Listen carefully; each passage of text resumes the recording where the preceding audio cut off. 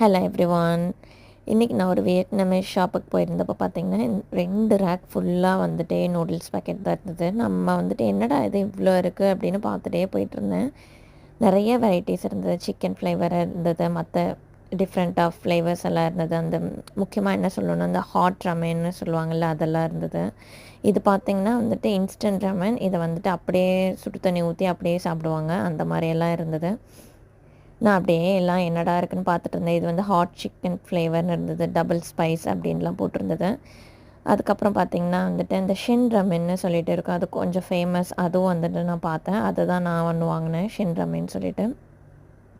இது கோழி, இந்த பிராண்ட் நல்லாயிருக்கும். ஆக்சுவலாக வந்து இது சிக்கன் ஸ்பைஸு, இது நான் வாங்க மாட்டேன். இன்னொன்று நல்லாயிருக்கும், நார்மலாக இருக்கும் கோழின்னு, அது ரொம்ப நல்லாயிருக்கும். அதுக்கப்புறம் புல்டாக் இருந்தது, ஹாட் ஸ்பைஸ் அந்த மாதிரி இருந்தது.